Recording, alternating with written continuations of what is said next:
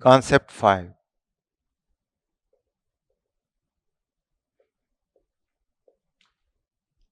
Normal thrust and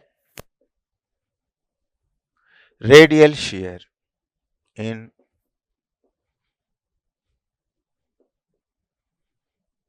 three-hinged arches.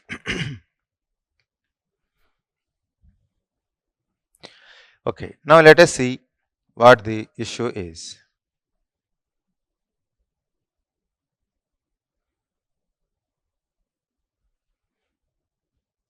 This is a three-hinged parabolic arch, let us assume. The thickness also I have shown here. This is vertical reaction VA.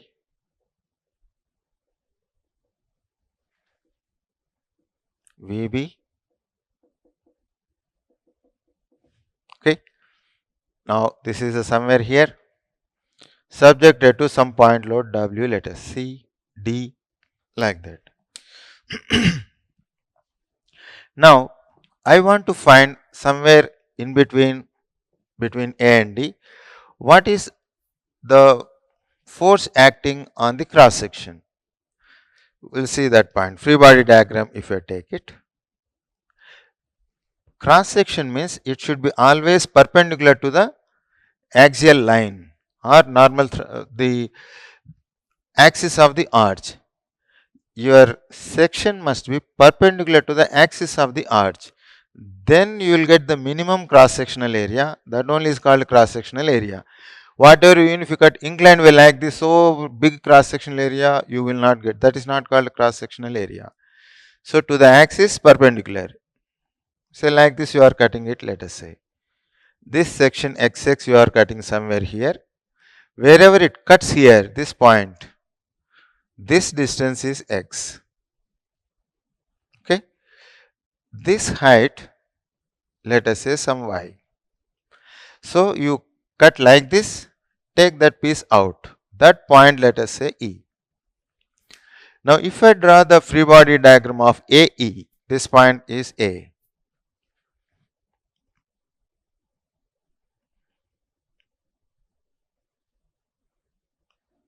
This is how that cross section is looking like. This point is A. This is vertical reaction VA, horizontal reaction HA. Your cross section is something like this. This is your section XX. Okay. Now to this perpendicular line is like this. This we call it as N axis, this normal thrust line. Okay. Now drop a horizontal here. The angle between the horizontal and this normal line, let us call it as a theta. Okay.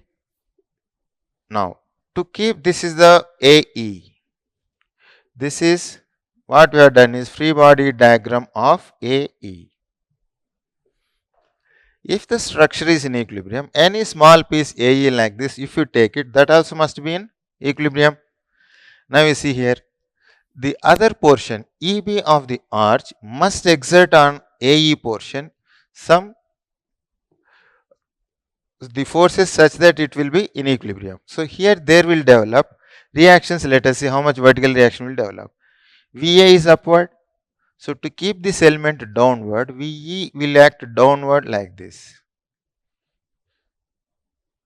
This portion, let us say VE, must be equal to VA. VE is the force exerted by EB portion on AE portion to keep AE in equilibrium. So now sigma y0 happened. This VA, downward VA, equilibrium. HA, so there must be a reaction here, HA. or HE must be equal to HA. And also there will be a moment, but moment we are not discussing, only normal thrust and radial shear. So that moment free body diagram we are not showing. How much is that moment is VA into X, one couple, HA into some Y, one couple, net unbalanced moment if you find, then you will know whether clockwise or anti-clockwise moment required to keep it completely in equilibrium. The difference in the moments, that much moment should act in the opposite direction at E. Moment also will be there, but since we are dealing with only sigma x0 or sigma y0, moment I didn't show. But if you want, you can show that moment at E also something like this. ME, moment at E. Some force will be developed. So if this angle is theta, this also has to be theta. Now, if you find the summation of the forces at E normal to the axis, that means in this direction, then that is called normal thrust. If you find some of the components of these forces parallel to x-axis, we call it as radial shear. Because any force that acts parallel to the cross section, we call it as shear force. Now we are calling it as radial, word extra we are using because radially you are calculating the shear force. That means the shear force is acting in the radial directions. Because cross section is continuously, direction is changing. That's why. So, to find the components, this is HE, let us say. Travel from tail to the head. You travel parallel to x-axis and n-axis. First you travel parallel to x-axis. Say like this. This component is how much? If this is HE, this value is to the theta, this red line is opposite. So I can say that HE sine theta, this is the component. To this theta, then to reach the head, I must travel down. So these two are the components. To the theta, this red line is adjacent. So you will get HE cos theta. So HE cos theta, HE sin theta are the components of the force HE parallel to x-axis, parallel to n-axis. So is the case with VE. Travel from tail to the head. You travel parallel to x-axis, parallel to n-axis, so that you should reach the head. If you travel parallel to n-axis like this and come down parallel to x-axis, you will reach here. You don't reach the head. So you should not go this way. You should come down like this and come down like this. Now see, to this theta, this is opposite. So this component is VE sin theta. This is VE sin theta. To this theta, this is adjacent. So this value is VE cos theta. Now these two components, HE sin theta, VE sin theta, HE cos theta, VE sin theta, they are acting along the normal axis. Then that component we call it as normal thrust. Now this one, VE cos theta, HE sin theta, they are acting parallel to the cross section. So sum of that will give you the radial shear. So that's all. See, equations of equilibrium alone are sufficient even to find a normal thrust and radial shear because it is a statically determinate structure. Any quantity, normal thrust, radial shear, bending moment, whatever you want, or any other quantity, reactions, equations of equilibrium alone are sufficient. Wherever you want unknowns, cut that, take separate free body diagram, normal thrust, radial shear you can find. You should not by heart the formulas that I am giving. Draw a free body diagram, spend 20 seconds or 30 seconds. That free body diagram will tell you which one to add, which one to subtract. Okay, now normal thrust at x-axis. If you see, this is free body diagram of AE.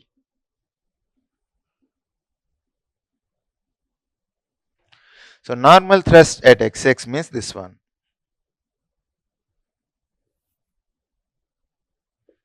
Normal thrust at x-axis. Normal thrust. This is sum of components of all forces. Sum of components of all forces normal to the cross section. Normal to the cross section at E. How much is the HE? Normal to the cross section, HE cos theta, VE sin theta. HE cos theta plus VE sin theta. This is your normal thrust expression.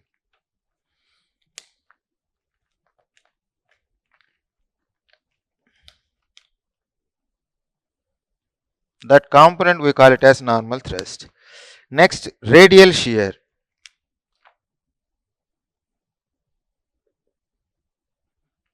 Radial shear at XX. Shear radial SR. Sum of components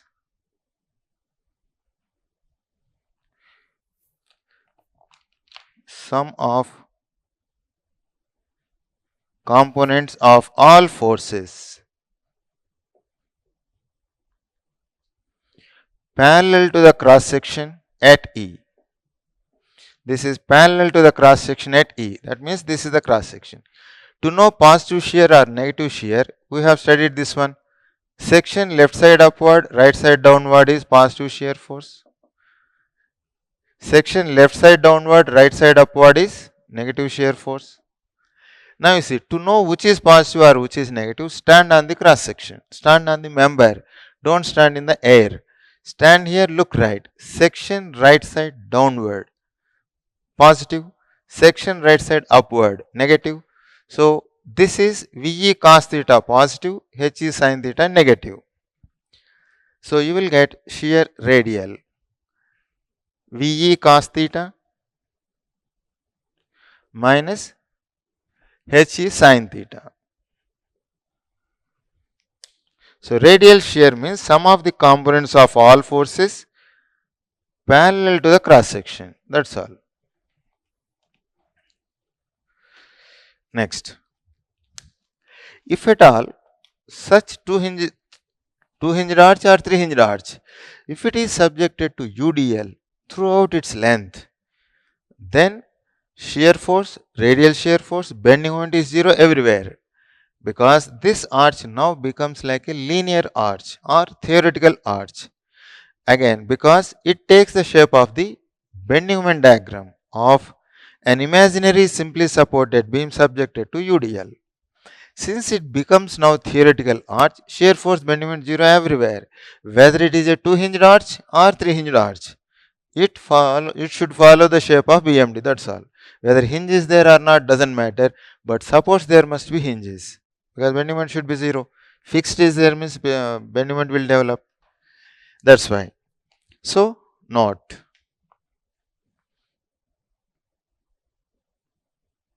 It's a 2 marks question. If a two hinged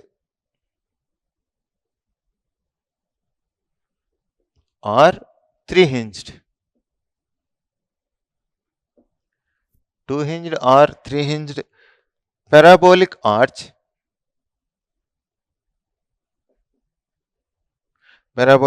is subjected to UDL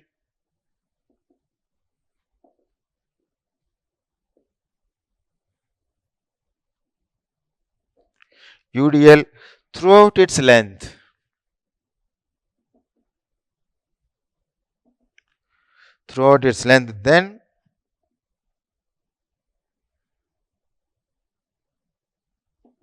Then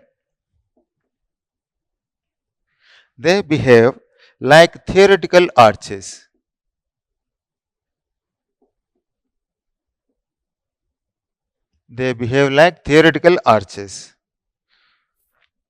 So, radial shear force and bending moment are zero everywhere in the arch. The cross section is subjected to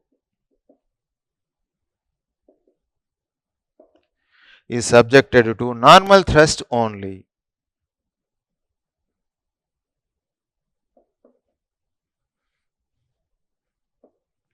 One of the papers they asked this one. A two-hinged parabolic arch is subjected to UDL throughout its length. Then four options. In that, the cross section is subjected to normal thrust only. Bend moment is maximum. Bend moment is minimum at ground. Then cross section is only bend moment is zero everywhere. Like that. So you should be able to answer that. Shear force, bend moment are zero. Cross section is there will exist only the normal thrust. Only axial force will be there, no other forces, because that is like a theoretical arch. Now, how the numerical comes? Let us take one numerical question.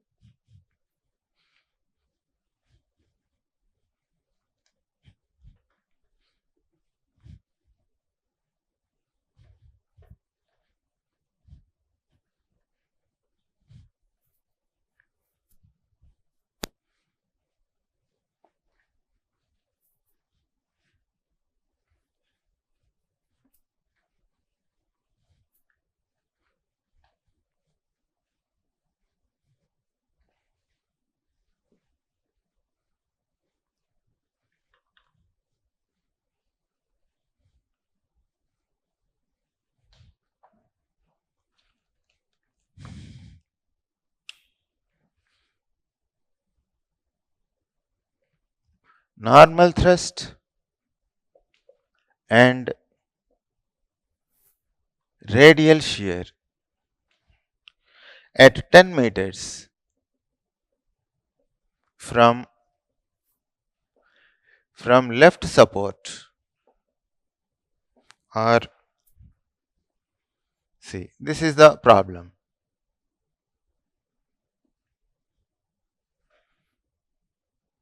Questions will be given such that you don't require the calculator also. This is say 10 kilonewton ABC. The distance is say 40 meters.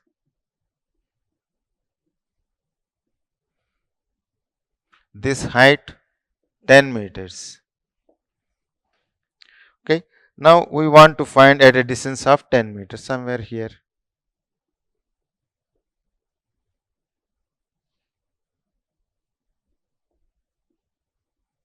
ABC, this point let us say D. You have to cut x here. Wherever it cuts, that distance is horizontal distance is x. Now you see, we should not calculate VA. We know from directly we can get from this one. VA is 5 kilonewton. VB is also 5. Then horizontal thrust, just L by 4H. This, if you want, you can draw the diagram.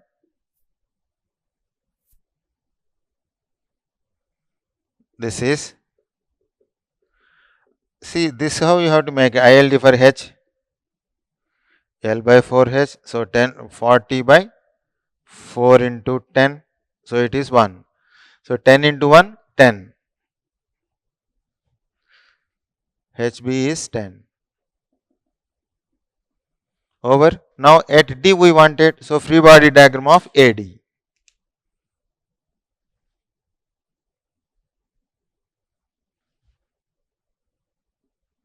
This point A, this point is D. This is your section XX. VA 5, HA 10. This point is D. This is your normal axis. This angle is theta. How to find theta? You have this one. Y is equal to 4h by L square into x into L minus x. Then dy by dx is nothing but tan theta. 4h by L square, x means L, x into L means L, x square means 2x. So, at x is equal to 10 meters, tan theta how much? 4 into h is 10 meters by L square, 40 into 40 into L is 40 minus 2 into 10. So 40, you will get 1 by 2. Tan theta is equal to 1 by 2 means theta we can find. Tan theta is 1 by 2. Tan inverse 1 by 2. These values you are expected to remember 26.57 degrees. Tan inverse 3 by 4 means 36. Because many places we have used tan inverse 1 by 2 26.57, tan inverse 3 by 4 36.87. So such standard cases only they will ask. So you will get now 26.57 theta value we know 26.57 degrees. Next, to free body diagram, when you are taking no load on this one, if at all load is there, net accordingly we should keep it in equilibrium, that's all. This is free body diagram of AD.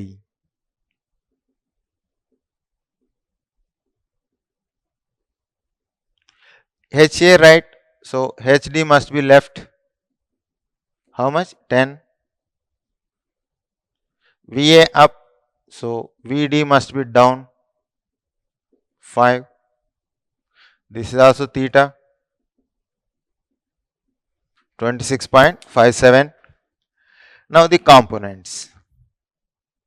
One will go like this, this way, this way. So normal thrust means this one HD cos theta. This is VD sin theta. So you will get here normal thrust.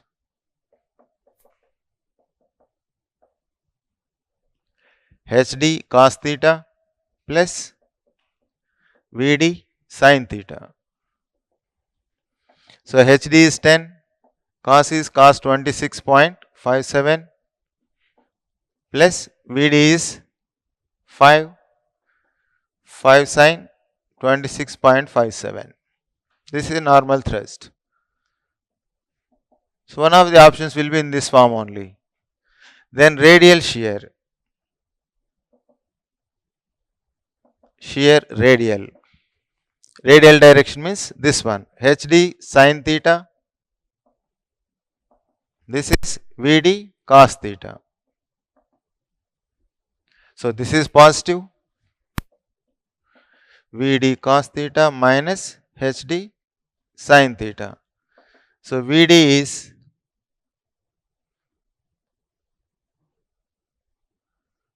VD is 5 cos 26.57 minus HD is 10 sin 26.57. Okay. Now when the load is acting at center, exactly at this point, the point of contra flexure bending moment will be maximum. So shear force changes its sign. While changing its sign, the shear force may be 0. So accordingly,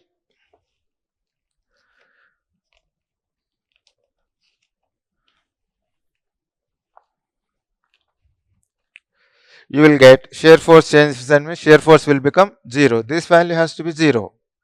Without calculating, we should be able to tell how. This is the what? 0.25 L, not section is taken at 0.25 L. Load is kept at crown. So at this section, we get absolute maximum negative bending moment, right? At this location,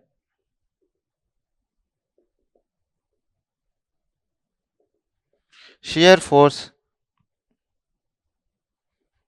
changes its sign. While changing its sign,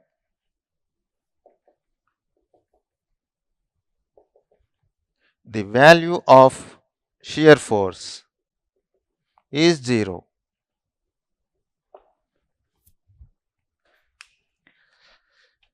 Now, in the exam, how the questions can be asked is this one: absolute maximum positive bending moment, absolute maximum negative bending moment values I have given. Those values you have to remember if they want to ask you slightly tough question. Now, which will take only say 10 seconds time. This much calculation dy by dx you have calculated, which is tan theta, then normal thrust, radial shear you have calculated. This is like a textbook procedure. But in the exam, you have only 5 seconds time. Question is this: 10 kilonewton is given here. What is the radial shear or shear force at a distance of 10 meters? That is the question say. Only 10 seconds is there. Your examiner is pulling the paper. You have to answer one value. That's all. You have only 5-10 seconds time. Then you must remember that absolute maximum negative bending moment if I want to get, where you should keep the load, where you should take the section.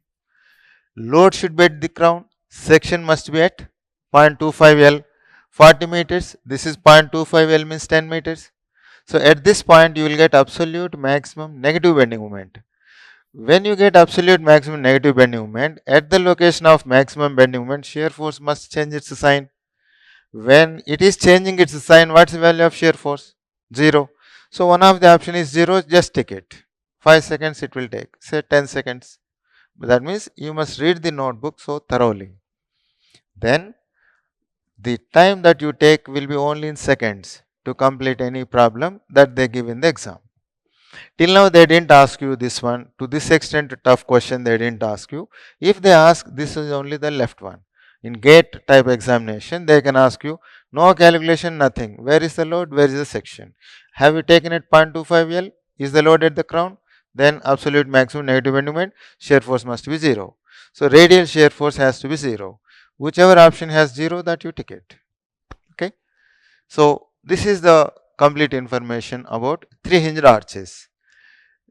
Now we will see about the 2 hinged arches also. Central hinge will not be there. Then how to manage those structures. We will see in the next.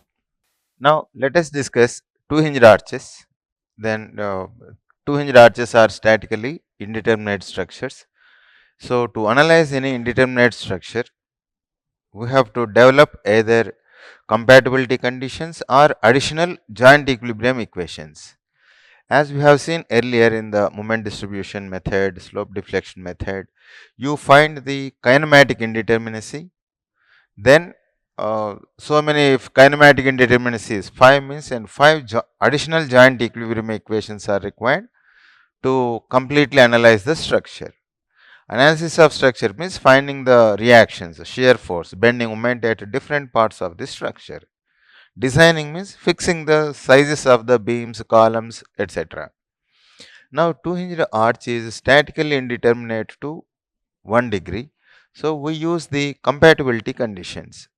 So, the method of analysis that we use for the 2 hinged arches is a compatibility method or method of consistent deformation or flexibility method. Okay. So, let us see what are the issues involved in the 2 hinged arches.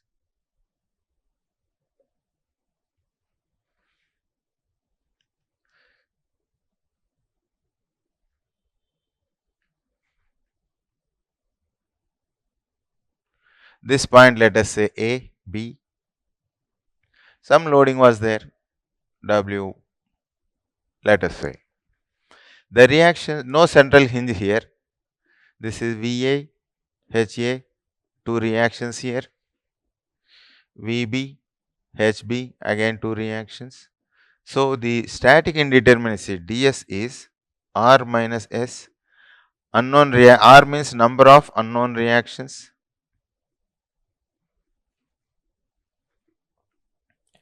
Number of unknown reactions are 4. VA, HA, VB, HB. Then S stands for number of equilibrium equations available. Equations of equilibrium available are only 3. these are external equilibrium equations. Internally, no additional equilibrium equation we can get. If hinge is there, you will get internal equilibrium equation. It is not there. So, R minus S means 4 minus 3 is 1 degree. 1 degree means one additional reaction is there, which you cannot find using equations of equilibrium. So, that one equation you can use joint equilibrium equation or compatibility condition. In this case, we use the compatibility condition. So, we require one additional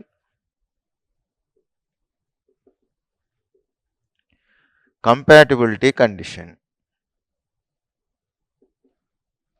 One is enough, one additional compatibility condition to find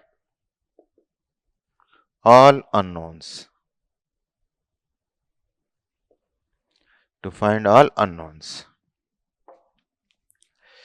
Now, compatibility condition, I think I have explained to you. Compatibility means a relationship between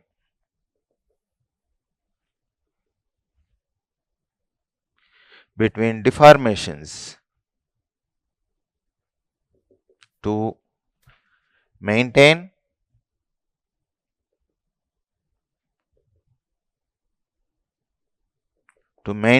continuity of the structure.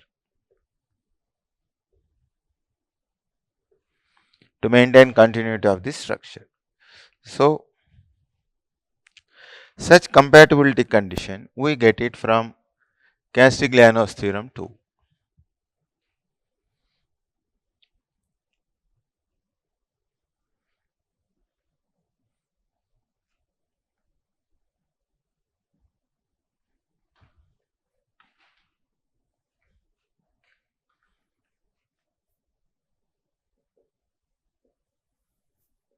Compatibility condition.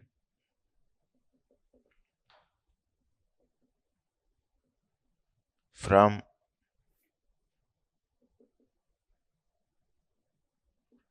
Castigliano's theorem 2,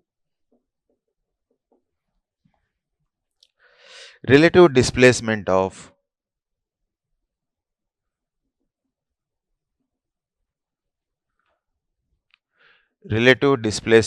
supports A and B.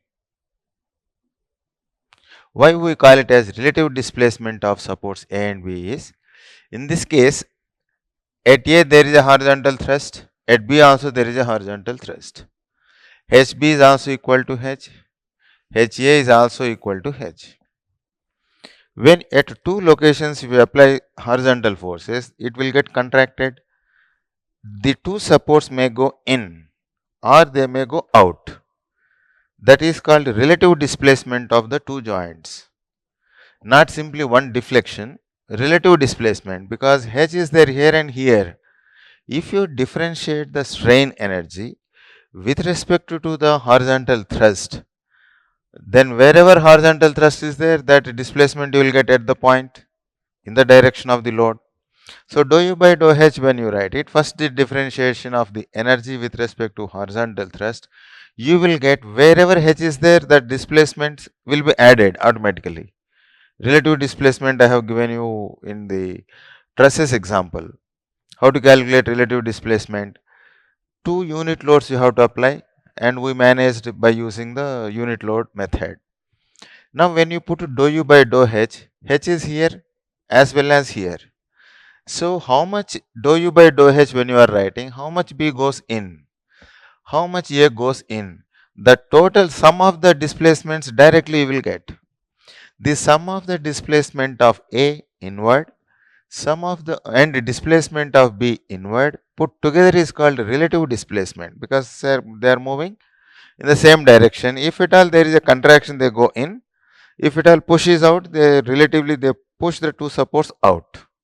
So, that is called relative displacement of the supports A and B. In this case, assume that the two supports are very strong that the supports are not going in or out, then the relative displacement is 0. Relative displacement of A and B, delta AB, dou U by dou H, because H is at A end as well as B.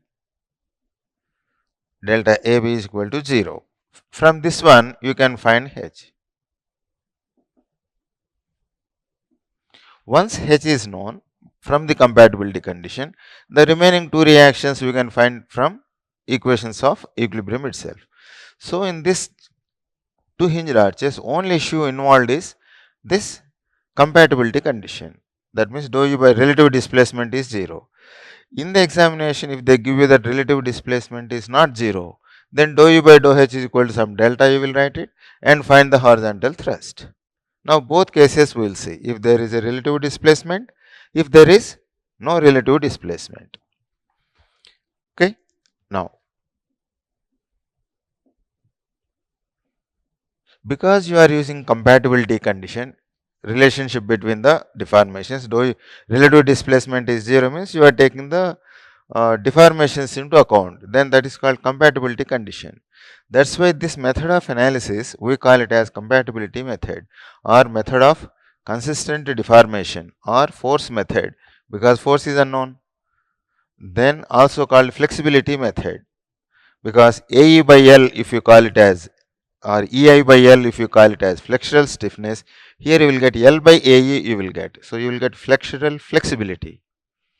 We will discuss that point. Because you are using the flexibility, we call it as flexibility method. Okay. So, since compatibility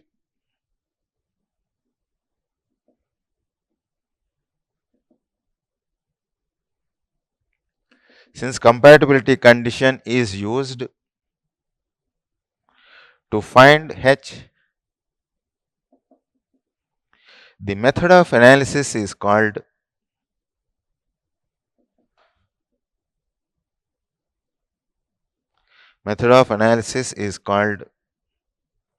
compatibility method.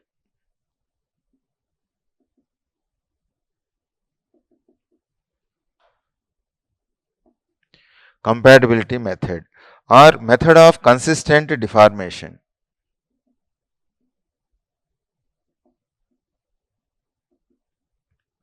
Method of consistent deformation or force method, because forces are unknowns, or flexibility method.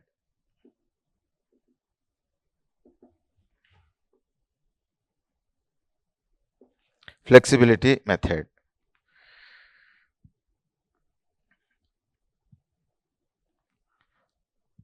Why flexibility method? Because flexibility is L by EI. If EI by L is called flexural stiffness, L by EI is called inverse of this stiffness is flexibility, because flexibilities appear in compatibility method.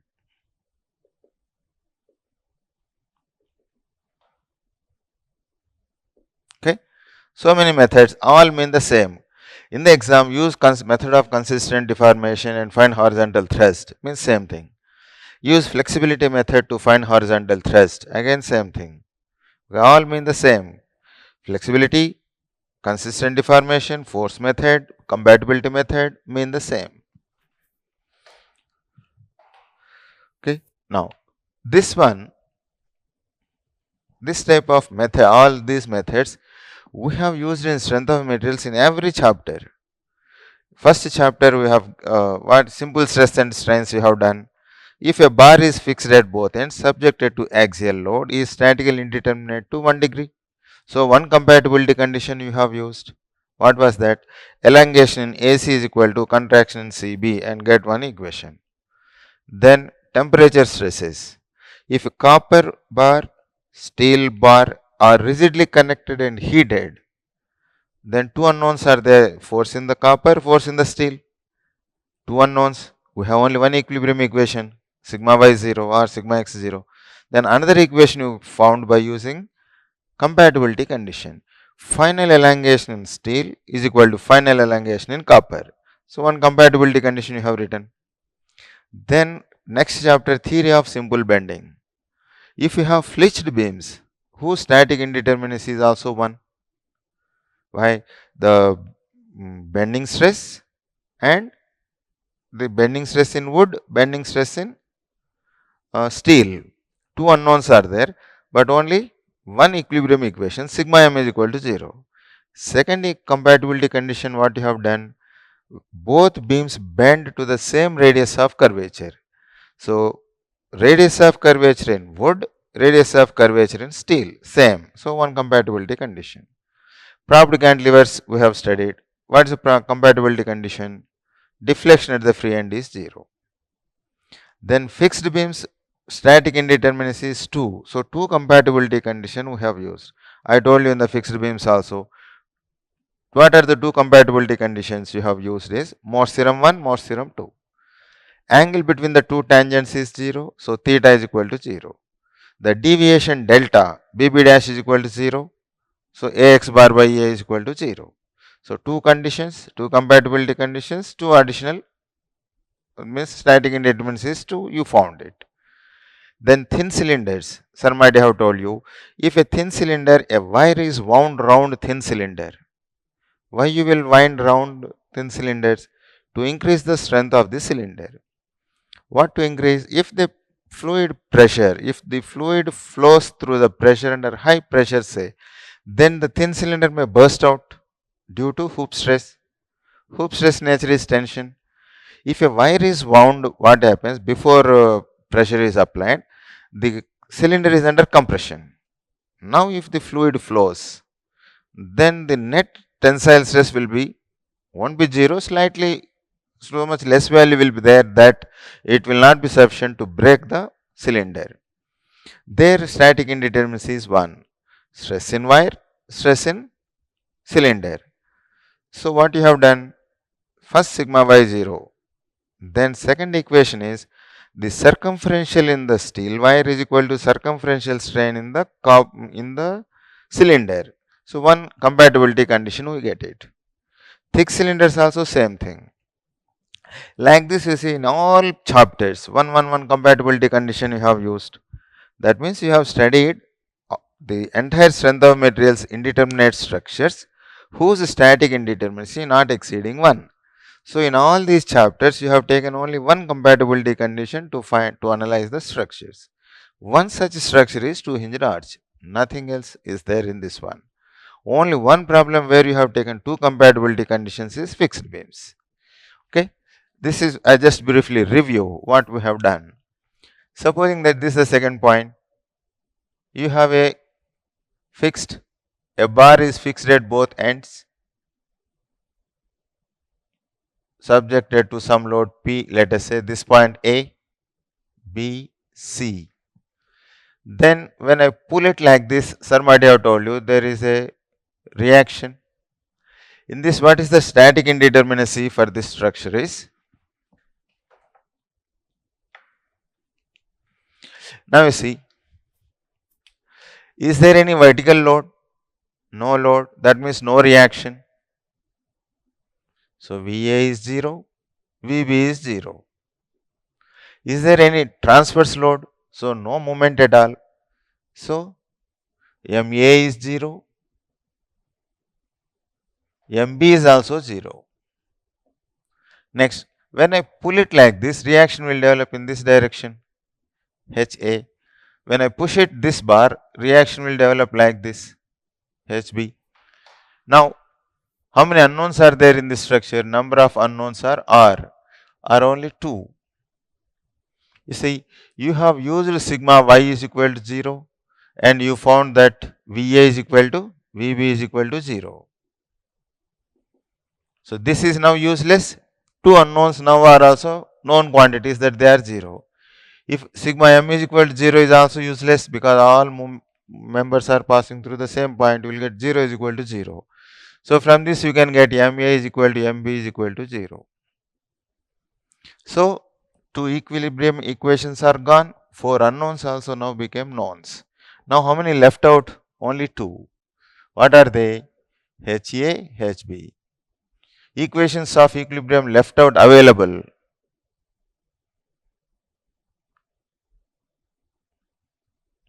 Equations of equilibrium available. How many are available now? Only one. Sigma x is equal to 0. So static indeterminacy is ds is equal to r minus s 2 minus 1. So 1 degree. So we require one compatibility condition. Right? In simple stress and strains, this is what you have studied. Now you see, what you have done was, first you have to use equilibrium equation. Sigma x is equal to 0 minus HA minus HB plus P is equal to 0. This equation 1. Next, compatibility condition. Compatibility condition. What is that? This member elongates. Elongation in AC is equal to contraction in BC. So, this what you have taken. This is a compatibility condition. Solving 1 and 2, find HA, HB. See, forces are unknowns, so it is a force method of analysis. Compatibility condition you have used, so compatibility method. Or consistent deformation. For next, so like that, method of consistent deformation, compatibility condition, force method because forces are unknowns, all again mean the same. So these methods, this method of analysis we call it as force method.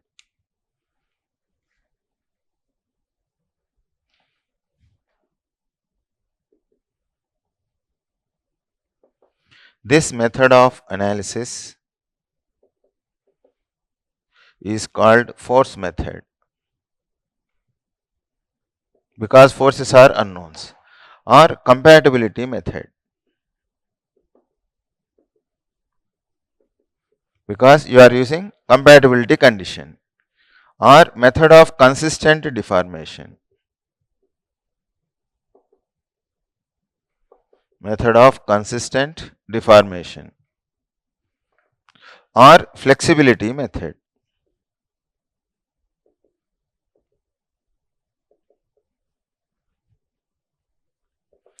Why?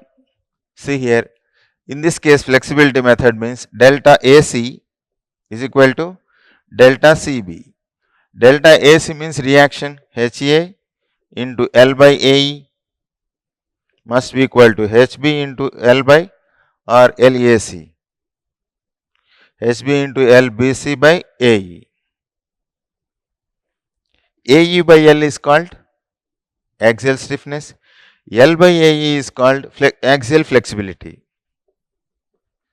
L by AE is called axial flexibility.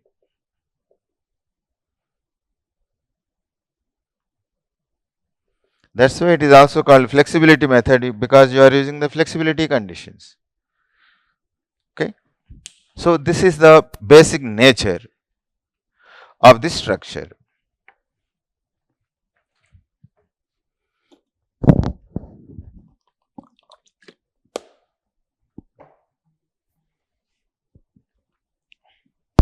Now, having understood this one, let us see how we have to apply the compatibility condition in the arch.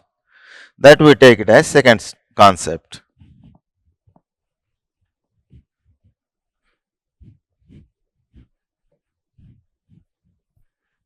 That's only just to review what we have studied in the first chapter, strength of materials.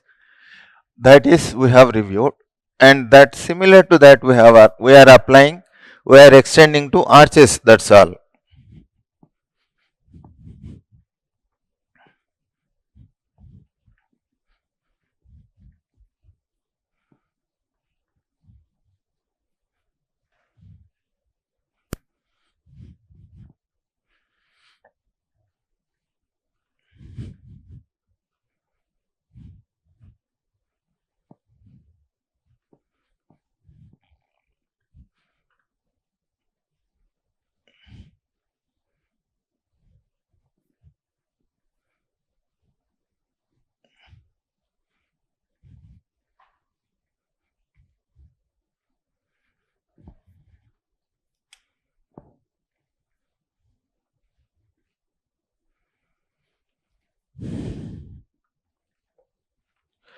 Now, second concept. Let us assume that theoretically there is no temperature variation, no rib shortening. Rib shortening means the profile of the arch when subjected to thrust it contracts, but so small that we neglect that contraction. No rib shortening, no temperature changes, no sinking of supports, no yielding of supports. Supports are sufficiently strong. Basic equation will write it. Then practically there will be temperature change, yielding of support, sinking of supports, everything will be there. We add one by one. In a two-hinged parabolic arch,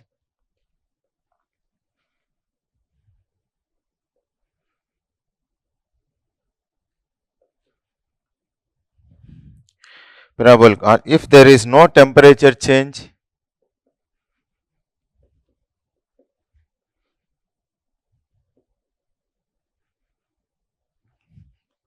if there is no temperature change, no rib shortening,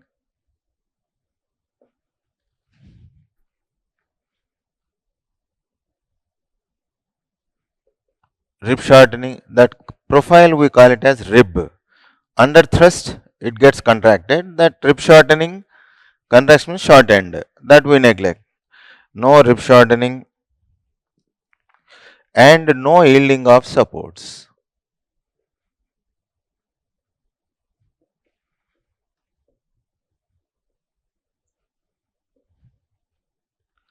And no yielding of supports, then horizontal thrust is given by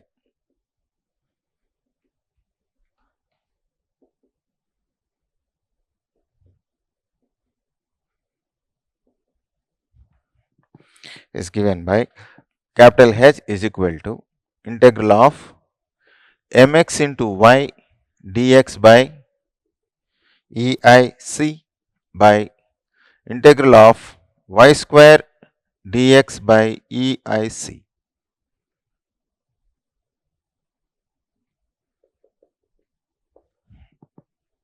Okay, this is the result of compatibility condition. After applying compatibility condition, this is what you will get. Result of compatibility condition. Okay. Now, in this case, mx means, mx stands for, mx is equal to beam moment. Assuming the arch as a beam without horizontal thrust, what is the moment? Beam moment at any section xx in the arch. Whenever, whether you take arches or the 2-hinged or 3-hinged stiffened girders, if you say beam moment means assuming that structure as a beam, what is the moment? No horizontal thrust. Okay. Beam moment at any section xx in the arch. IC means moment of inertia of cross section of arch at the crown.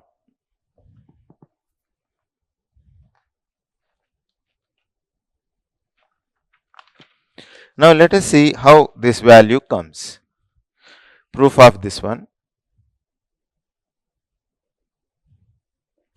You will take a 3-hinged parabolic arch.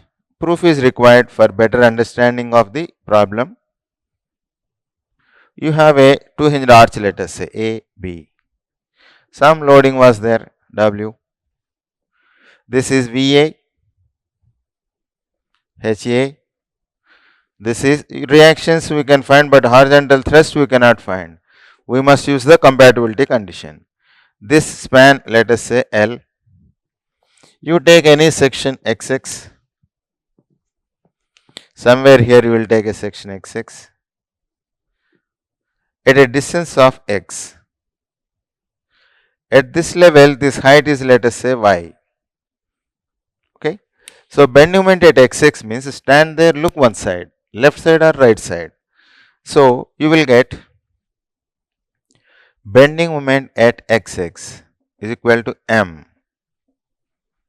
stand at xx and look left. So you will get plus Va into x minus Ha into y. This Va into x, we call it as beam moment. Beam moment mx. Then h into y. So I can write m is equal to mx minus h into y. This is the moment. Now, what is the only due to bending moment we are storing the strain energy. Due to axial thrust also there is a strain energy, but axial thrust we have neglected. So energy stored due to axial thrust we neglect. Okay. So this is your M. Now strain energy stored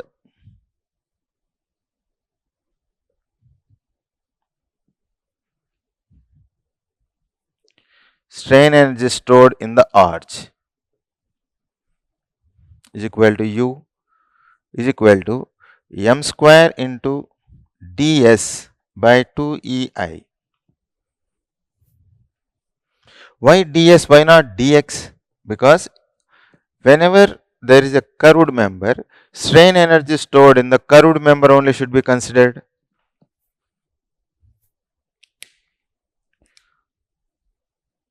ds because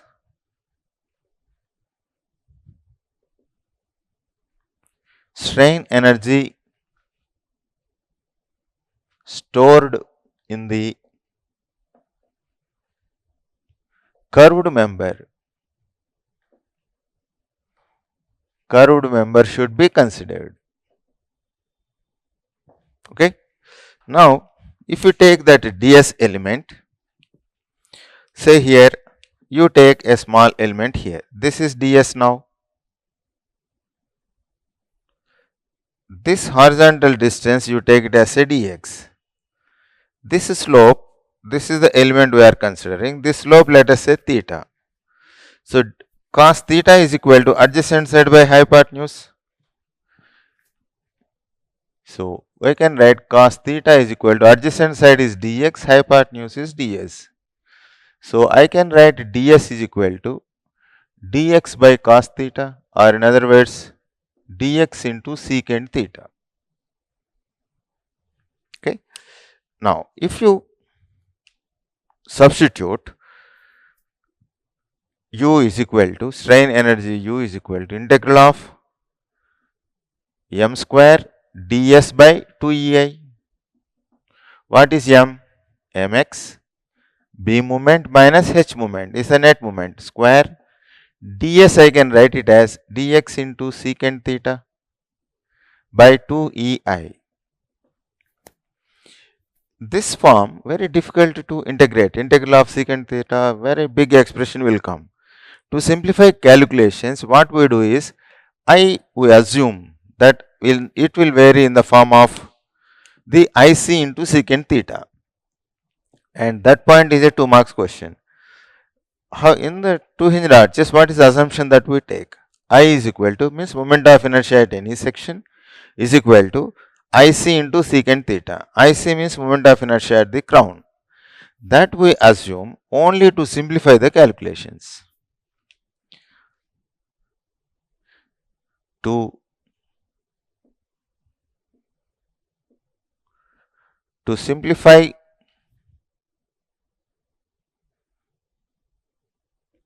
integration process, only this is the reason. Assume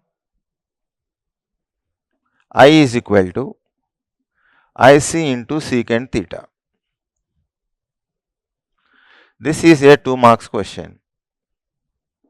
The assumption that we take in two hinged arches is I is equal to IC secant theta, IC tan theta, IC cos theta, like that. IC into secant theta, we get it, where I means moment of inertia of cross section of arch at any section xx.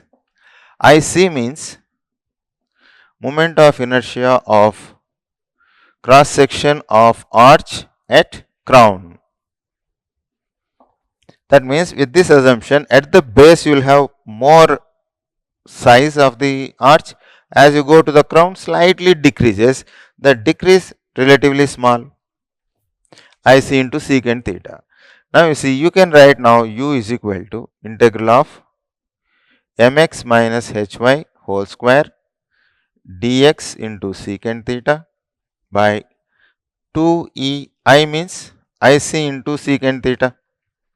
So you will get it as mx minus hy whole square into dx by 2 into e into IC. Now you see, secant theta also we can write it as, that part we will see later how we have to assume. The slope of the curve is dy by dx. That how we will take, we can see in the next class, next thing it will come.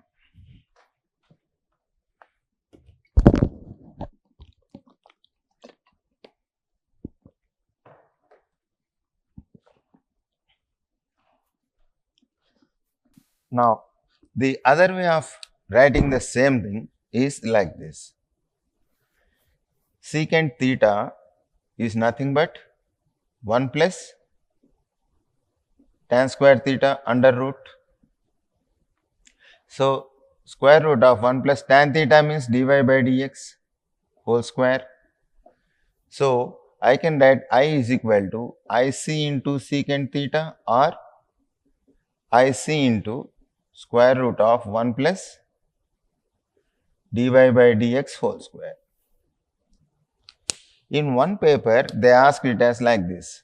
The assumption that we take it is I is equal to IC secant theta cos theta like that. Another paper in terms of theta they didn't give, they have given like this. IC into 1 plus dy square, 1 plus dy by dx square or so many other options. So, we must be able to write 1 plus dy by dx whole square, because secant theta is also equal to 1 plus tan square theta under root. That is why. So, both forms you have to remember. Now, finally, energy came like this. Now, from Castigliano's theorem to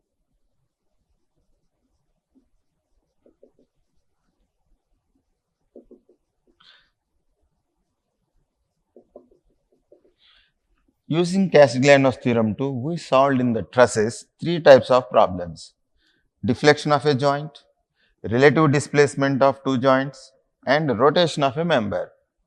In this case, relative displacement of 2 joints you will get, because 2 hinges are there and 2 locations there is a horizontal thrust H. Now, they can go in or out. That inward and outward of some of the 2 displacements directly we will get, not one displacement. So, relative displacement of 2 joints is, we will write delta AB.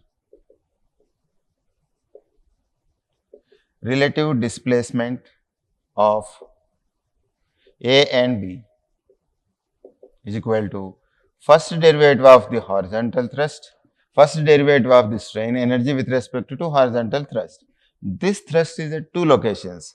So, when you differentiate with respect to H, 2 locations H, 2 displacements put together you will get. Put together means sum of the 2 displacements. That sum we call it as relative displacement.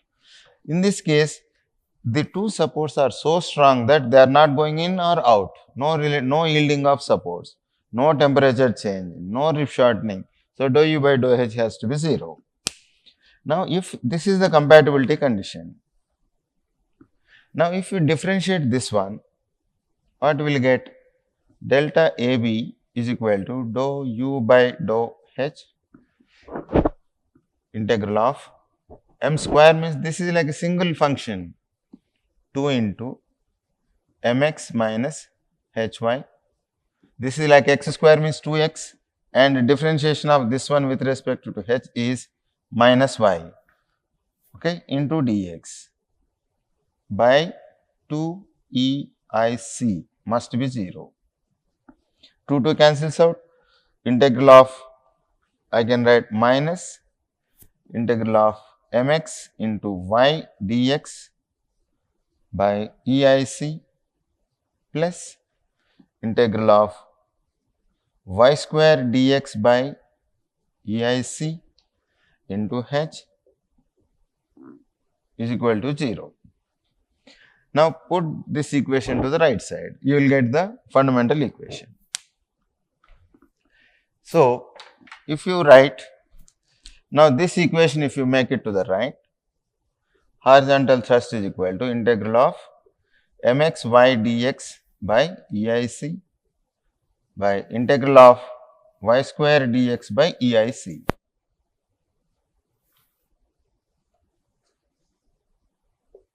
So this is a proof of that. See, in this one, we consider only the bending moment, no axial thrust, nothing. Now let us take actual problem. There is temperature change, there is rib shortening, and also there is yielding of support. Then how to manage?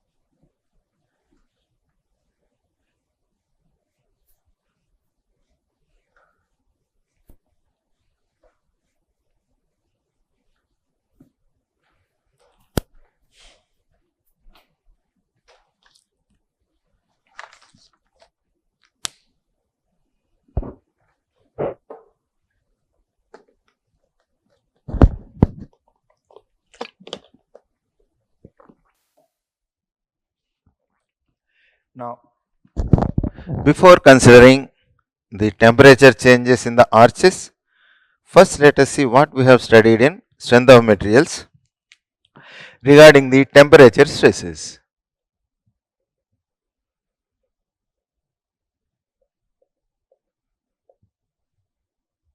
From strength of materials, assume that we have a bar fixed at both ends A, B. Length of the bar, let us say L. Assume that you have heated it. When you heat this one, the supports are supposed to be fixed supports. That means fixed support means what will be there? Maybe there is a column or something is holding it. But when you are heating it, it wants to expand. If the supports do not have the capacity to remain there itself, they will yield. They will move sidewards. Then what will happen? Assume that when you are heating it, one of the relative displacement happens something like this.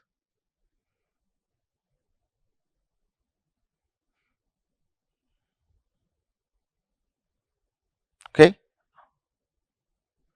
This support has yielded by delta. A, it come to let us say B dash. Okay. Now, you have studied about the temperature. This is length L. What is the strain? Temperature strain. Temperature strain E is equal to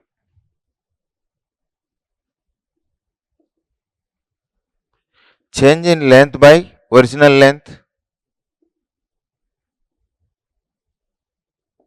How much length changed? Delta. Original length L.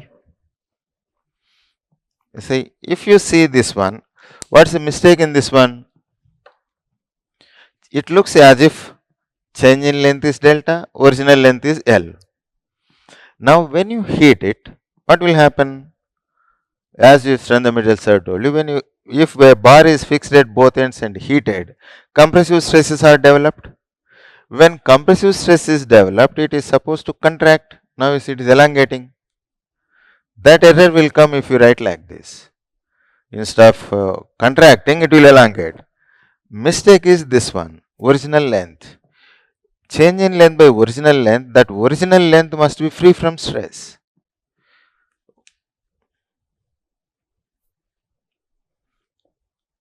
Original length, it should be free from stress. That is free length. Now in this case, if I write original length as L, this L it is not free from stress. So there was some stress. So we should not write in this formula, original lengths are always free from stresses. So you must permit the free expansion to happen. Now this is not the way we didn't write. Now you see what you have to do is, when if at all you have a constrained problem, let the constraints be removed. You heat it. Now it is supposed to expand up to here. Okay, this value, let us say alpha TL. Up to here it will come. Now this is your original length. B, let us say B2.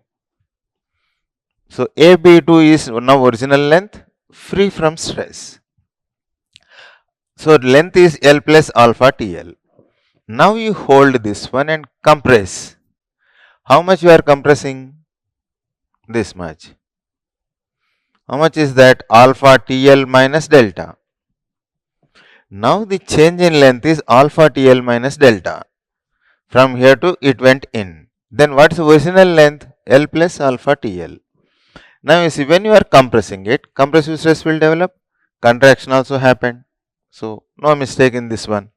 So you have written E is equal to change in length alpha TL minus delta by original length L plus alpha TL. This is the temperature strain problem, more exact. But this also you didn't write. What you have done was, when compared with the length, generally it is in terms of meters, alpha TL is very less. Our coefficient of linear expansion is 10 to the power of minus 6, like that will be there. So alpha T, when compared with the length, alpha TL is less, so you can take it as 0. Wherever alpha TL is there, if you take it as 0, then what will happen? 0 here, 0 here, then E will become minus delta by L, but this is wrong. Then what you have done was, it is like this, when compared with L only, alpha TL is less, you can neglect. But if alpha TL minus delta, this is small quantity, this is also small quantity, then you cannot neglect alpha TL. It is similar to, assume that we have say 1 crore rupees. If someone steals say 5,000 rupees, even you can't even detect when that 1 crore means 5,000 whether it is there or not, also you cannot detect. You can neglect 5,000 when you are comparing 1 crore rupees. Assume that our entire property itself only 10 rupees. If someone steals 5 rupees, 50% of property is gone. So you cannot neglect 5 rupees also in that case. Same thing here. Alpha TL is very small. Delta is also very small quantity. So you cannot neglect this one. But this compared with L is in meters, this you can neglect only in the denominator. So we have written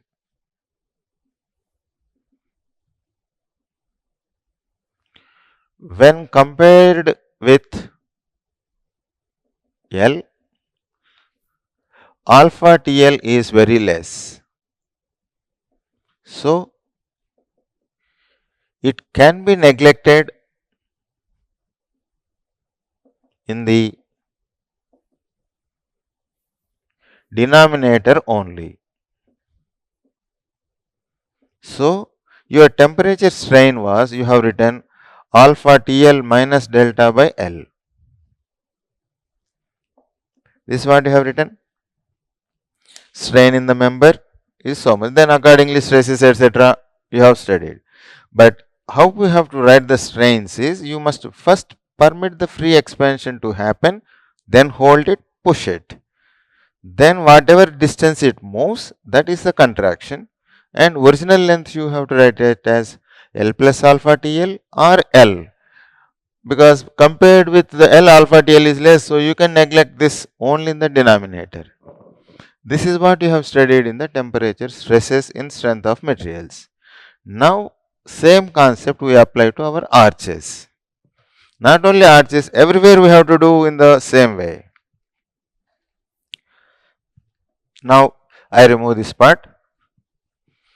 Now we have sufficiently recollected about the temperature stresses, temperature strains, and how the original lengths must be taken. You must write original length there, always free lengths. If it is not a free length, make it free first, then use it in the expression. Then you will get the correct expressions. Otherwise, once we say temperature stress due to temperature stress, compressive stress due to temperature change, compressive stress is developed, but elongation takes place. This type of error will come. Okay. Now let us see third concept.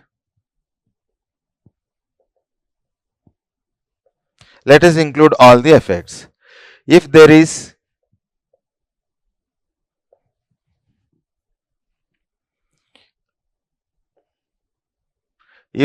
rib shortening, temperature increase,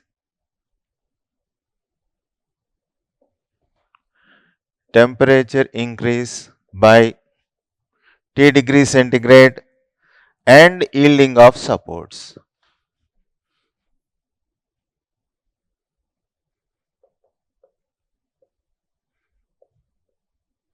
And yielding of supports, comma, then horizontal thrust is given by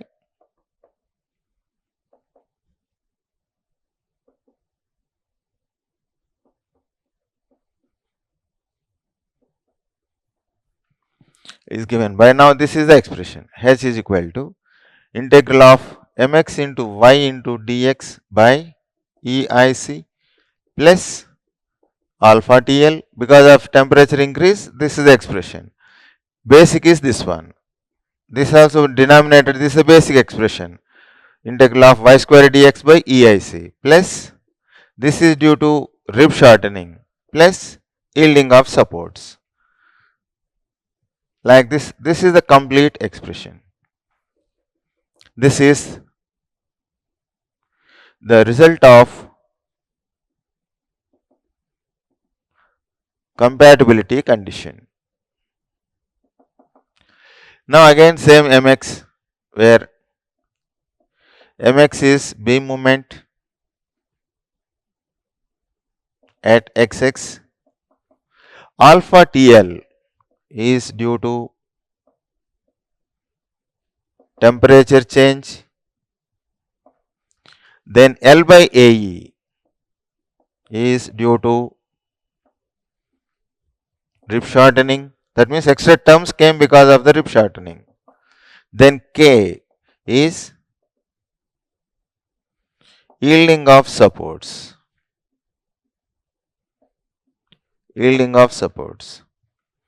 or relative displacement of supports. This yielding of supports, it is found experimentally at site.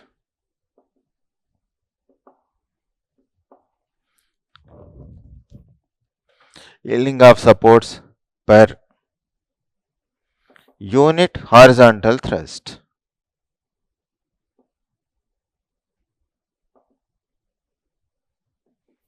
What we do is, at the site, the equipment will be there that will push the soil. For 1 kilonewton, how much the soil moves out, or that pair, whatever you have, 2 pairs will put it, how much they will move out. We have to, for 1 kilonewton increase, what is the yielding, how much they move out, because beyond the pairs there is soil. So when you are pushing it, how much they move is actual practical problem. That means it depends on the site conditions. How much they yield depends on the what type of soil is there on the other side. So you have to find experimentally by pushing it. Per unit horizontal thrust, if I push it by 1 kilonewton, say how much it is moving? 2 kilonewton, how much? So per unit for 1 kilonewton, if you know how much is the relative displacement, then for H thrust, how much is the relative displacement? Then we can interpolate linearly. So that K value is yielding of supports per unit horizontal thrust must be found. They have to give us in the exam. Experimentally they will find it, somehow they will give us this value. So this term is due to yielding of supports, this term is due to rib shortening, this is due to temperature change. So put together, this is the complete expression. Now we must know how to derive this one, then remembering this one becomes simpler, because in whatever form they ask you, we can manage. Let us see the proof of this one.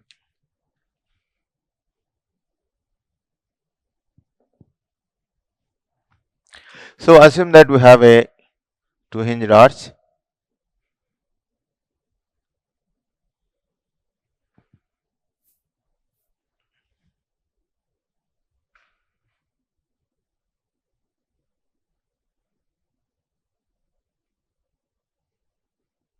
Some loading also was there, A, B.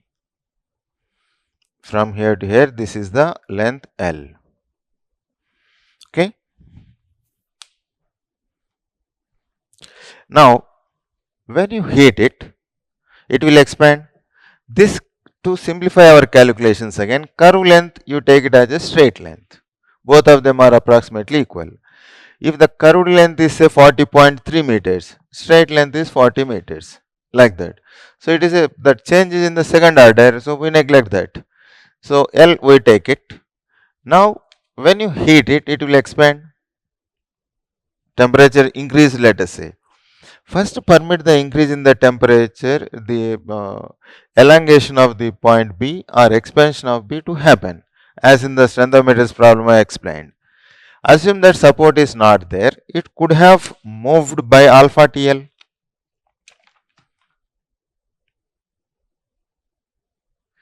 Assume that it could have moved to B1. This value is alpha TL. Now your horizontal thrust, you have to push it here, not here. There is a horizontal thrust and here you have to apply the thrust.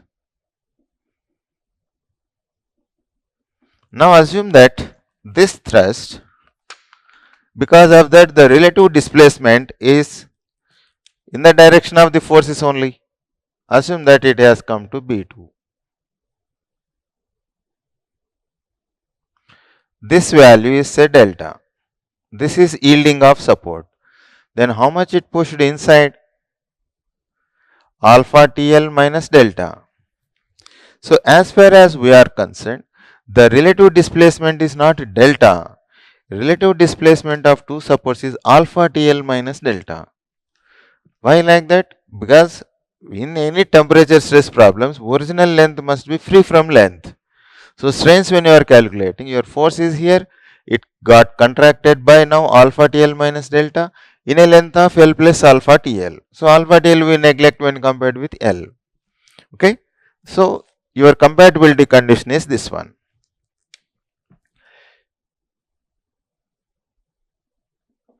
Compatibility condition. Relative displacement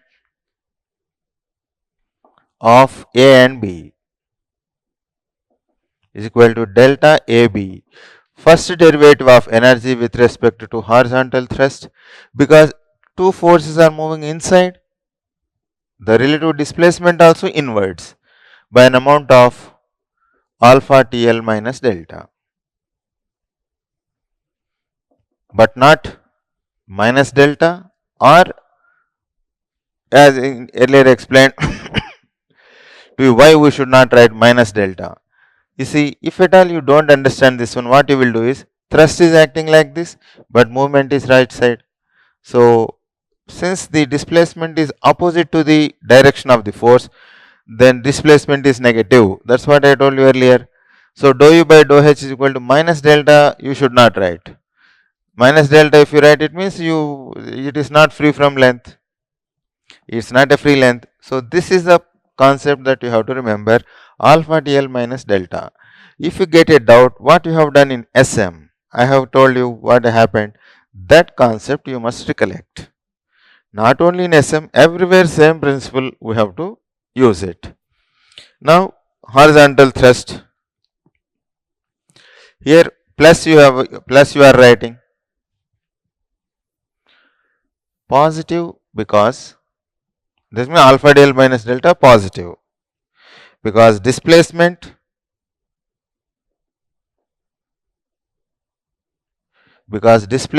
is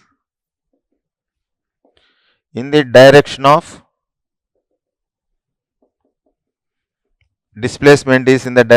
h, so positive. Minus we should not write. So if you take u value, strain energy, m means mx minus h into y, mx square dx by 2EIC. This is due to bending moment. Now due to axial thrust also we have to consider, plus that h is constant, because you are assuming that this inclined one is a straight line. So horizontal thrust is constant. So if a bar of length L is subjected to compression, strain energy stored is W square L by 2AE, or in this case H square L by 2AE. H square L by 2AE. This is strain energy due to bending moment. This is strain energy due to axial thrust or due to horizontal thrust.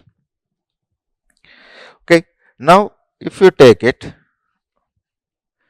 delta AB is equal to dou u by dou h, is nothing but alpha TL minus delta.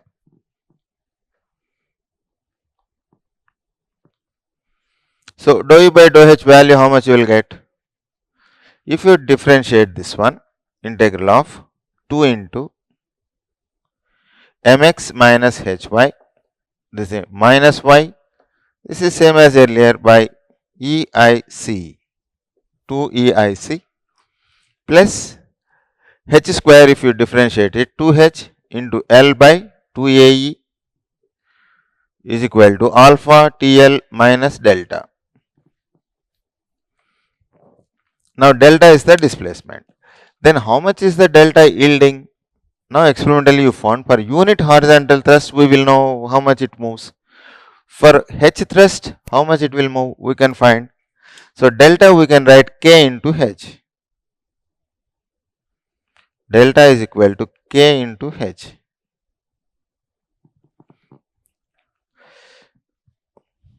where k is equal to relative displacement per unit horizontal thrust. If you know per unit horizontal thrust kmm, generally k value is in mm. For h thrust, how much is the displacement? K into h. So this value delta I can write it as k into h. Now rearrange the terms.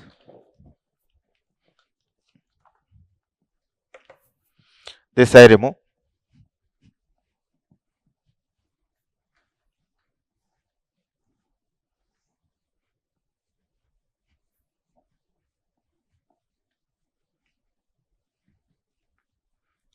So in the exam, if they give you delta full, then delta you will write it. If they write per unit horizontal thrust, accordingly you have to replace. Both expressions we will write now. So delta AB is equal to dou u by dou h. That value is integral of 2 into mx minus hy into minus y into dx by 2EIC plus H square differentiation is 2H into L by 2AE is equal to alpha TL minus K into H. Now again 2 cancels out. If you again write it, minus integral of mx y dx by EIC plus integral of h only common factor out h into y square dx by EIC plus here also h 2 cancels out HL by AE. Push this side to the left side, K into H is equal to alpha TL. Take common factor H into, this is integral of y square dx by EIC plus L by AE plus K. This push it to the right side, integral of mxy dx by EIC plus alpha TL. In other words, horizontal thrust means mxy dx by EIC plus alpha TL by integral of y square dx by EIC plus L by AE plus K. This is the final expression. Supposing that if they don't separate it, the delta value, delta KH they don't write say. Then if you don't want to write in terms of K, then you have to write alpha TL minus delta. Okay, now or I can write like this, H is equal to integral of mx y dx by EIC plus, this is alpha TL minus delta, as is you have to write integral of y square dx by EIC plus L by AE. Now K will not come, that you are writing here. So both ways mean the same. Here delta means total horizontal, total relative displacement, but K if you write relative displacement per unit horizontal thrust. So in the exam you have to see what relative displacement they have given. Is it per unit horizontal thrust or total relative displacement they gave? Accordingly, this or this we can use. In 2 marks questions, they cannot ask you to evaluate these integrals. Minimum 6 to 7 minutes it will take. So, what they ask you is the overall observations of the expressions, what you understood out of them. Okay. So, let us see what questions they will ask.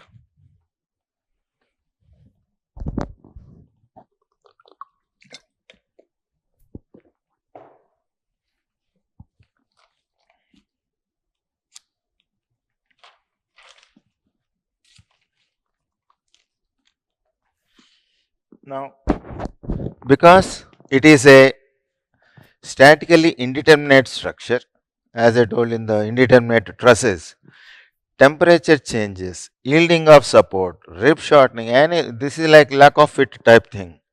So all things will produce some stresses in some part of the structure or entire structure. In this case, entire structure is stressed like that. So we'll write that point.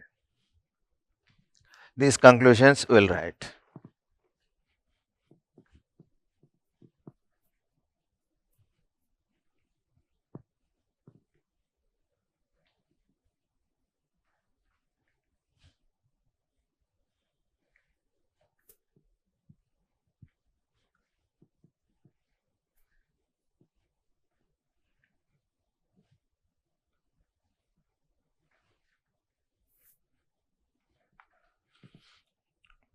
So conclusions.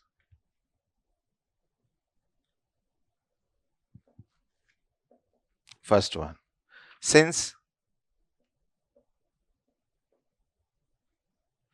two-hinged arch is a statically indeterminate structure,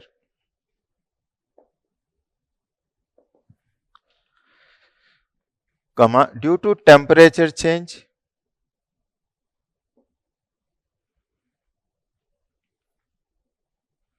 or due to sinking of supports,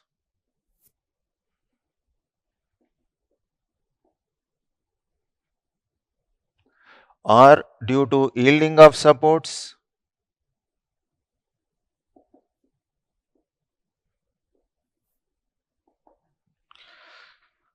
Forces are developed in the arch.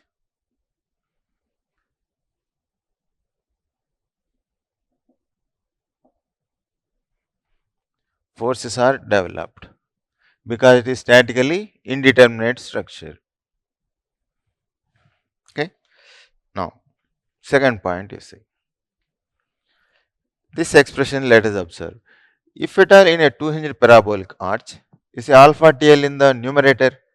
If temperature increases, numerator will increase. That means horizontal thrust increases. So that is most frequently asked question. In a two-hinged arch, or two-hinged more specifically, parabolic arch, if temperature increases,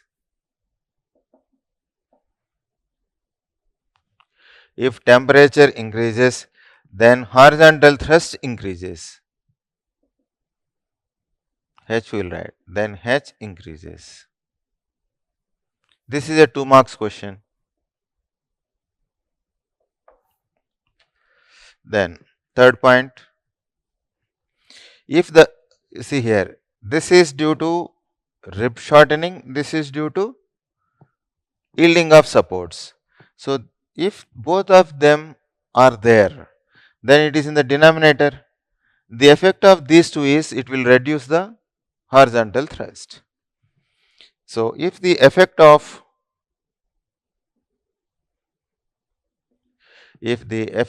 rib shortening and yielding of supports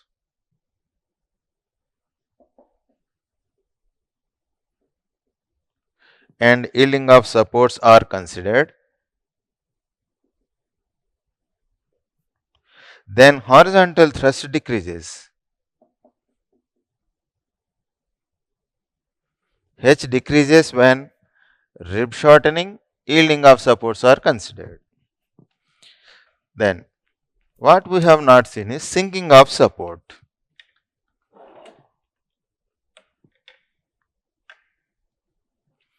Okay. Next, fourth point is sinking of supports. Like this only, whether because of that effect, whether H increases or decreases. How much it increases or decreases is a 20 marks question. Because you have to evaluate the integral, so which takes time. So in the exam, prelims and the GATE, very simple questions only they have to ask.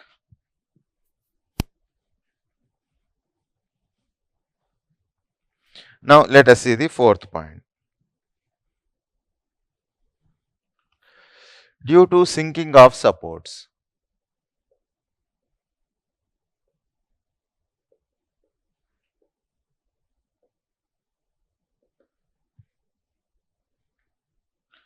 Now see, this is a two-hinged arch. This problem in MDM I have already told you how the sinking of supports produce stresses A, B. Okay.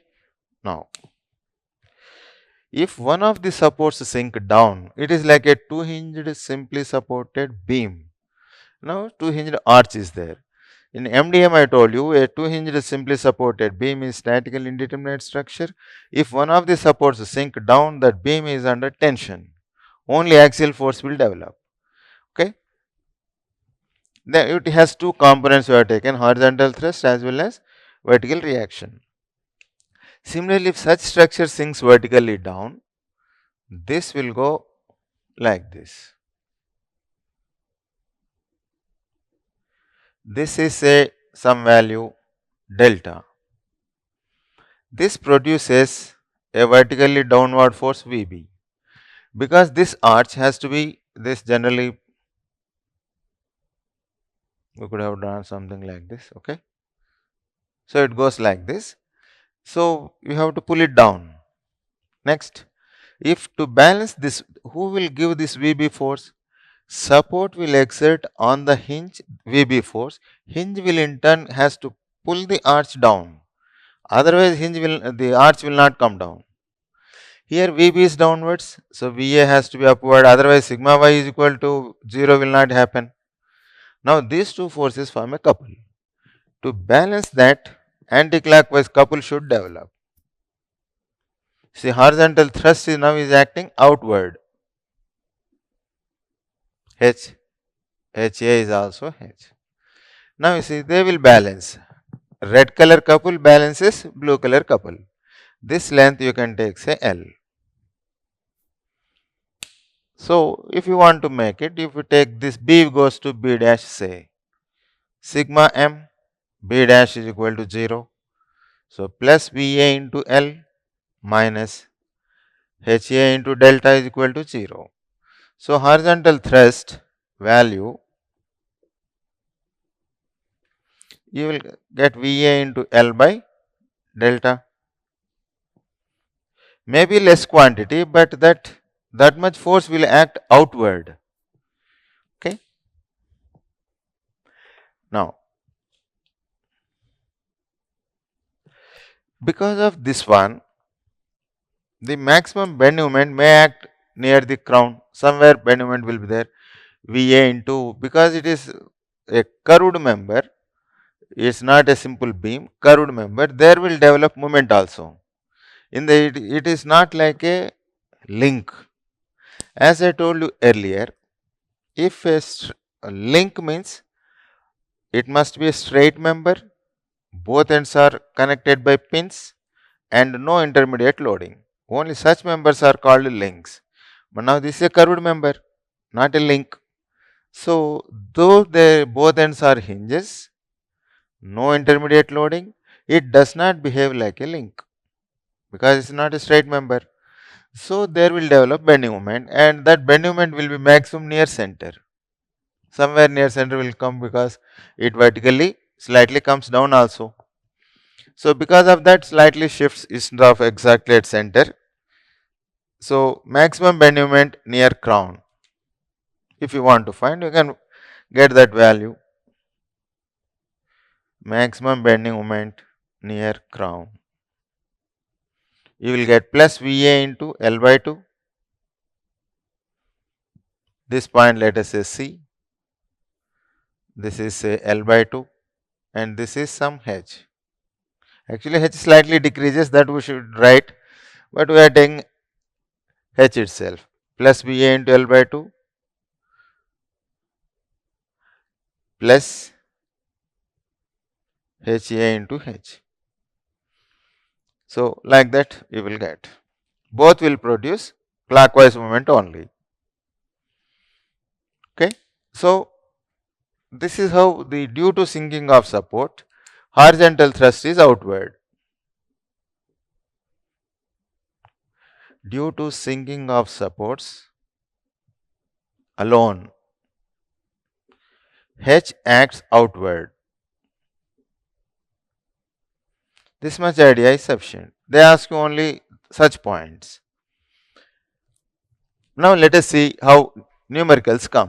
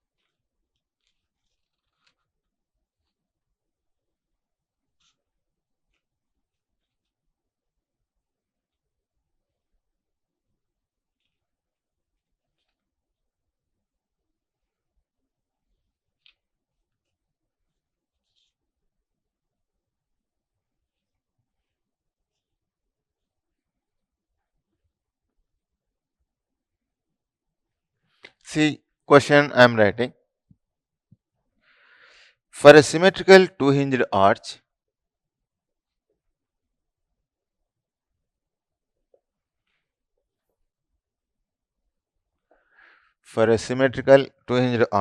subjected to UDL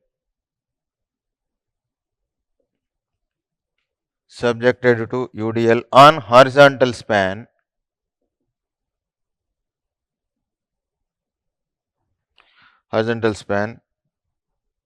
comma, if one of the supports,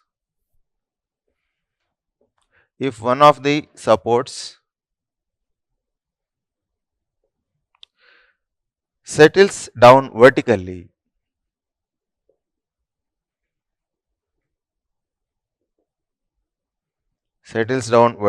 then the horizontal thrust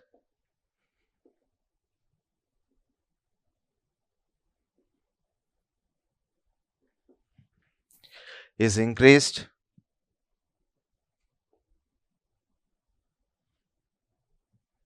is decreased,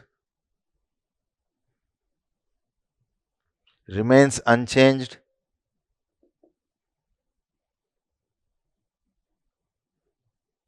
becomes 0. Now this is the question. A symmetrical two-hinged parabolic arch. First, based on the description, draw this diagram.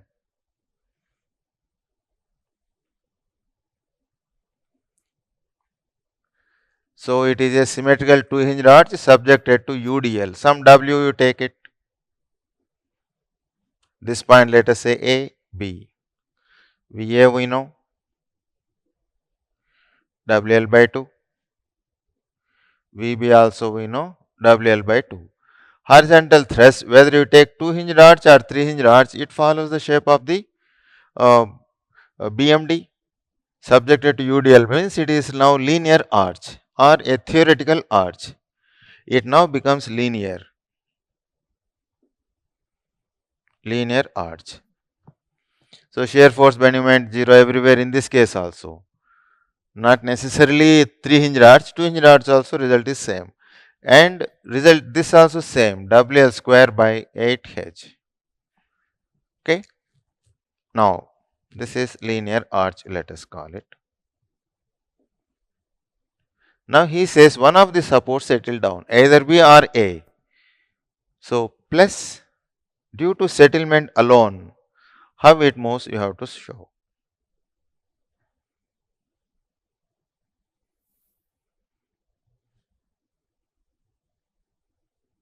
This point let us say A, B.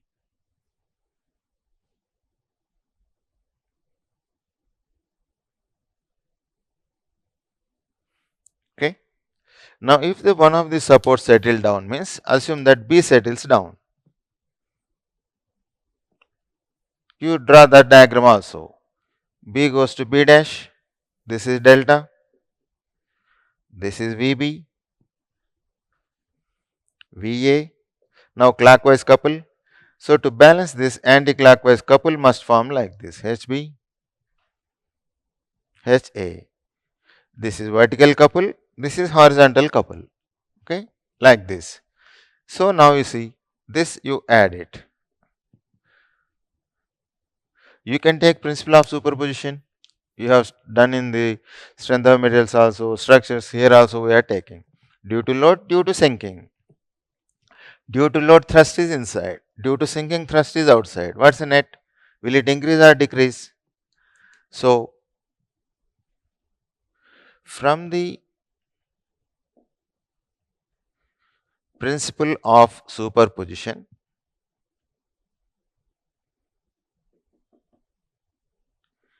H decreases. How much it decreases, they will not ask you. Whether it will increase or decrease. This is in, this is out. Net value is less. When you add them, so net H decreases. Net horizontal thrust decreases. So net horizontal thrust is decreased. So you have 2 minutes time. You can complete. You should be able to draw this free body diagram. Otherwise, you cannot answer such questions. Okay. Next.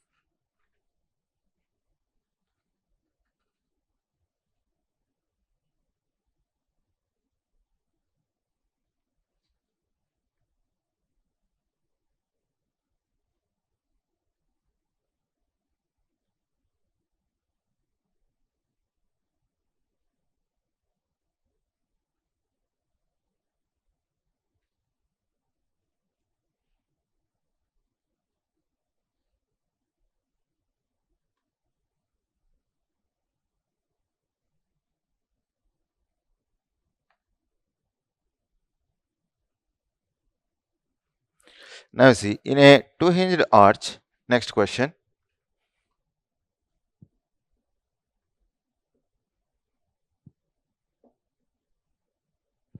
In a two-hinged arch, an increase in temperature,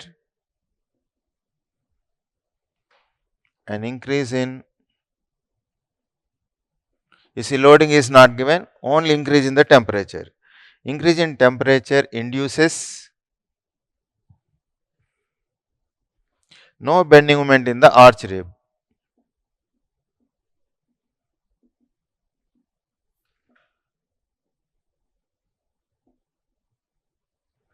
Second point, uniform bending moment. Uniform bending moment in arch rib. Maximum bending moment at crown.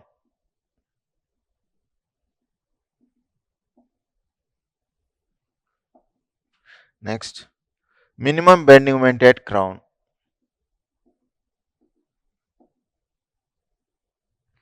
So, based on the description, first we have to draw the diagram. Otherwise, we cannot manage such questions. We have a two-hinged parabolic arch. No loading, A, B.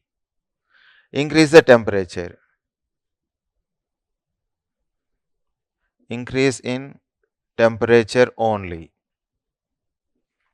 No loading. This is the case. What is our standard expression for horizontal thrust? Integral of mx y dx by EIC plus alpha TL by integral of y square dx by EIC plus L by AE plus K.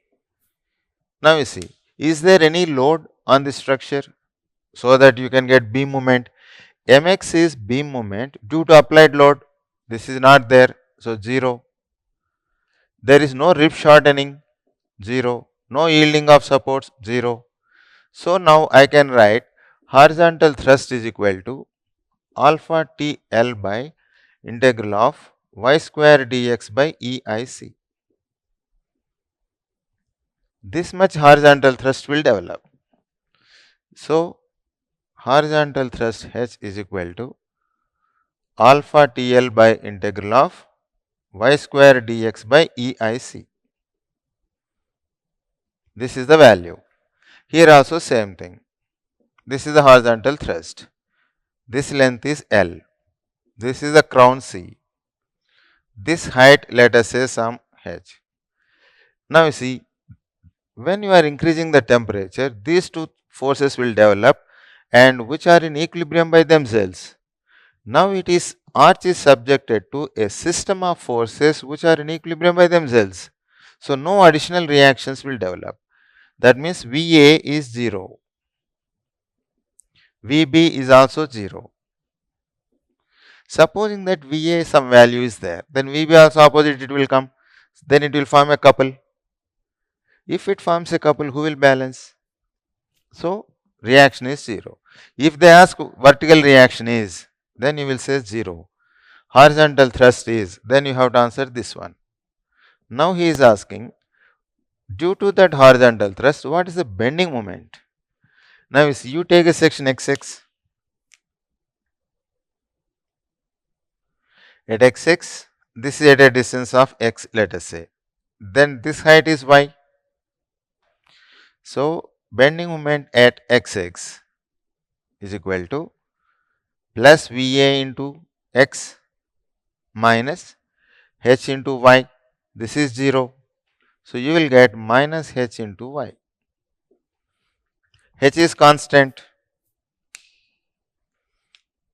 So now if y becomes 0, so bending moment is 0 here at A. If y is equal to h, bending moment is maximum at the crown. If you take somewhere here h into some less value only, you see here no bending moment in the arch rib. You see minus hy is there. So this is wrong. Uniform bending moment. Will it be uniform? You see h into y means if y is constant, then uniform bending moment you will get. But y varies like a parabola. So uniform bend moment is wrong. Maximum bend moment at crown. So at crown, bending moment is maximum. How much? Max Bm at crown is equal to minus h into h. Okay. So maximum bend moment at crown is the correct one.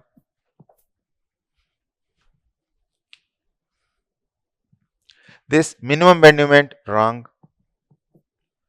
In one paper they asked what is the shape of the bend moment diagram. Now you see h is constant. How y varies parabolically?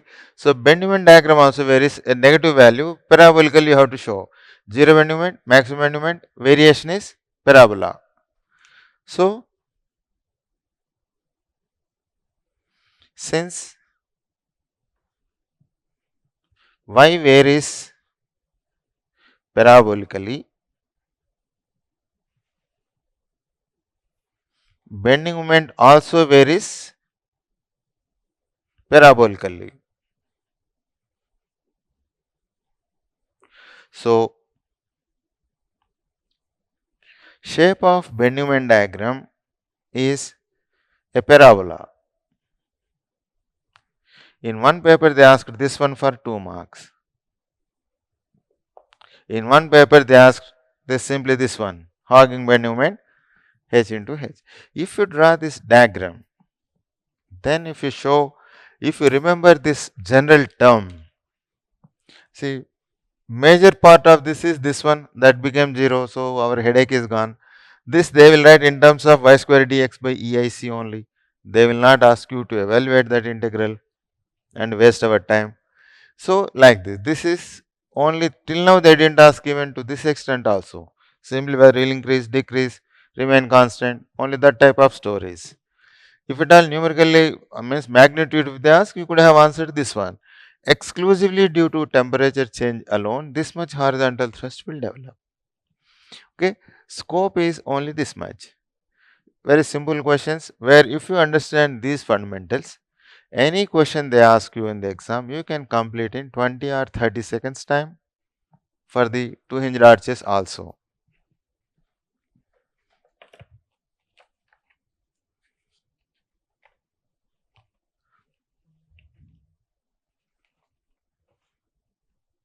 Now, if a, let us see next point.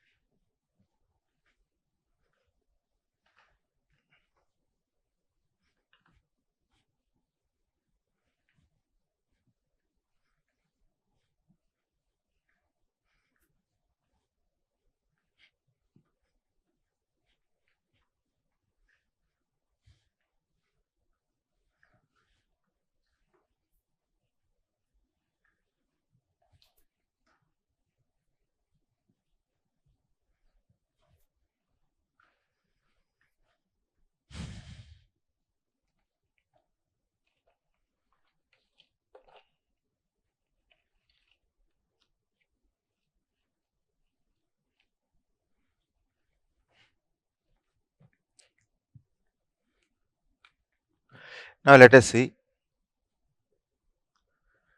ILD for horizontal thrust.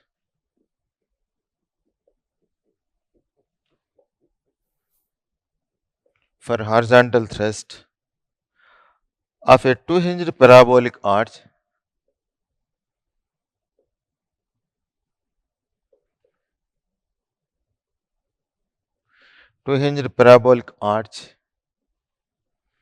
of span L and rise h will be as shown in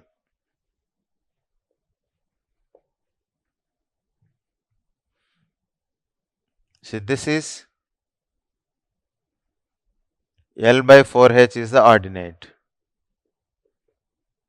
This we have drawn ILD for bend moment for a 3-hinged parabolic arch, not a 2-hinged arch. Then he has given like this. This is 25L by 128H. Then third one, constant. L by 4H. D none. See here, for such type of problems, it is a 2-hinged parabolic arch. If you have a 2-hinged parabolic arch, first if you remember that it is a statically indeterminate structure, I told you earlier, for statically determinate structures, influence line diagrams for force functions or influence line diagrams for stress functions like reaction, shear force, bend moment, they are all straight lines. For indeterminate structures, for beams and frames only, we have told you it is a third degree curve. Now this is not a determinate structure, so straight line ruled out, straight line ruled out, so only choice left out is this one. So B is the answer. Like that, directly indeterminate structure means it must be a curved line, either reaction or shear force or bend moment, it should be curved line. Now we want to see what is the degree of the curve. Let us say this is what we have to get it, fundamentals there.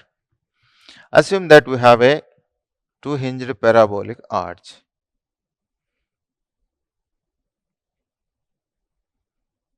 Subjected to a point load W. The reactions are Vb is equal to W by 2.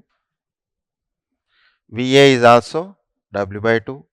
Then the horizontal thrust you will get 25 WL by 128H comes from the integration. Because being a standard case, for a central point load only we have to remember. All other cases means different formulas we are not expected to remember. Even this also we are not expected to remember. But that's why curve, but at least you must know that it must be curve. Enough to answer. Now we want to see exactly how much is that curve. If W becomes 1, then horizontal thrust will become 25 into L by 128H. That means the influence of 1 on the horizontal thrust is 25 L by 128H. That much is enough for us to plot it.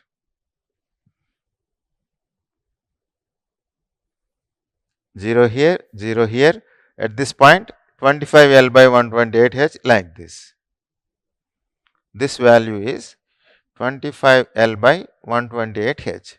This is ILD for horizontal thrust. Now you want to know what is the degree of that curve. Degree of that curve, if I want to find, H is equal to integral of mx into y dx by integral of y square dx by EIC, some value. When you evaluate this integral, y you have, you see, y is equal to 4h by L square x into L minus x. So x square term is there. Now y square is there. Y square now is, it will have x to the power of 4 term. If y has x square term, y square means x to the power of 4 term. After simplifying that, you will get a fourth degree, x to the power of 4 terms you will get. So now it is a fourth degree curve. So ILD for horizontal thrust is a fourth degree curve or fourth degree parabola. Fourth degree curve or fourth degree parabola. In one of the paper they ask like this. ILD for H in for 2-hinged parabolic arch.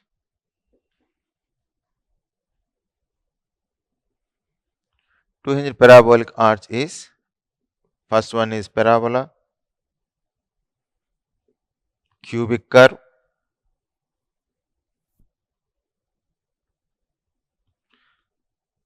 linear, then